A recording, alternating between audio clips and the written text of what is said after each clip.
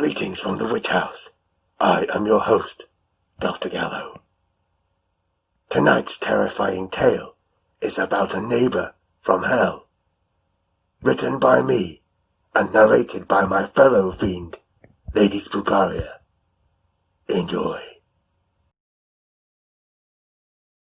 I only saw the old man who moved into the apartment next door once, and that was on the morning he arrived. He was polite enough, wishing me a cheerful good day, and he looked smart in a shirt and bow tie combination that only a gentleman of a certain age can really pull off. His hair was thin and white but not unkempt, combed neatly over in a side parting. And then he was inside, the door was closed, and I didn't see him again. I certainly heard him, though. I mean, everyone's noisy sometimes, aren't they? You expect it in a place like this. The walls between these apartments are hardly thick, and I heard the young couple who lived on the other side before him, occasionally. But they were as quiet as a mouse in comparison. He made an awful lot of noise for an old fella. He was always shouting. I presumed he was shouting at someone on his phone, that he was a little hard of hearing, perhaps. Maybe he was just shouting to himself. There were loud thumps sometimes, and I often became concerned that he might have fallen, but then the shouting would resume, and I figured he must have been all right. I had no idea what the hell he was up to, but I was able to sleep through it, and I decided it was really none of my business. I resolved to ignore the noise as best I could and keep one ear on it, in case I needed to call someone. A couple of weeks in, I ended up knocking on his door anyway. In part, I wanted to make sure he was doing okay, but I was mainly there because I wanted to see if my showing up in person might be what nudged him to keeping the noise to a respectable level. It had, gradually, gotten substantially louder, to the point he was starting to wake me up in the middle of the night. When I knocked on the door, the shouting stopped, so I knew he'd heard me. He didn't answer, though. I knocked again, but after a few minutes it became apparent that he wasn't going to speak to me. So I went back, and as soon as I shut my apartment door, the shouting started again. The noise continued to get worse over the coming weeks. The thumps escalated to occasional crashes. The shouting got louder and more intense. I couldn't quite make out his words, but he was obviously very angry about something and it was frightening to hear. Even more so when, one night, he started banging on my wall. Now, I'm not a noisy person. I know this, and I scarcely even have time to watch movies.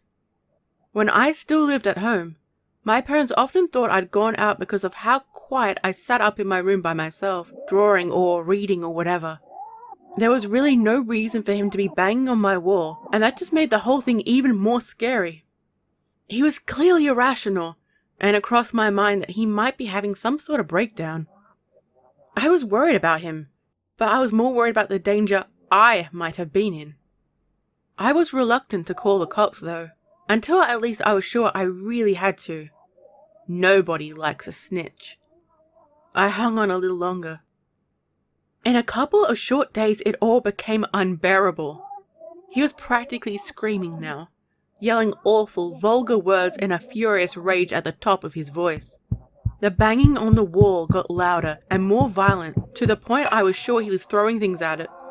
The impact made my pictures rattle and fall down. Last night, among the dreadful roars and the demolition job he was doing on his apartment, he screamed my name. I heard the words, clear as a bell, and went cold. The idea of all that rage being directed at me was simply terrifying. I didn't even want to think about how he knew my middle name. I hadn't used it for years. Then and there, I called the cops. I almost didn't hear them arrive. I'd put my headphones on shortly after I made the call, so I didn't have to listen to the awful sounds coming from the other apartment while I sat there waiting for help. It was by pure chance that they knocked on the door during a gap between songs. There were 2 officers, a young man and an older one. Both had moustaches, I noticed. The younger one did all the talking.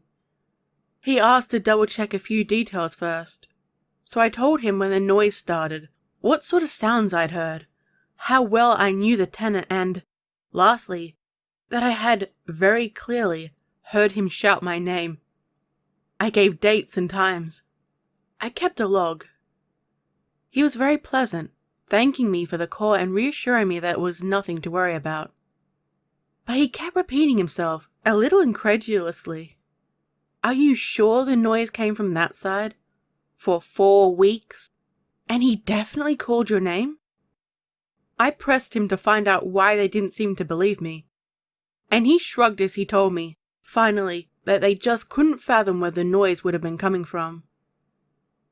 They had already gained entry to the apartment, you see, and found the old guy on the floor in the kitchen. He'd probably been lying there for about a month, likely since the day he'd moved in. He was dead. The younger cop kept talking, but I was only half listening. I think he said the old man had taken a tumble and cracked his head on the way down. That there hadn't been anyone else inside. He said something about the smell. The officers went out into the corridor to do whatever it was they needed to do, and I just stood there with the door open, staring at nothing. My God, could I smell him now? I knew I had to get out of there, so I started packing as fast as I could. I wasn't sure where I was going, but decided to worry about that later, rather than spend another night in that place. The authorities busied around for a short while, and eventually some more people came to take the body away. Eventually, they locked up the door behind them and left the old man's apartment empty. As I heard the ambulance pull away, the banging started again.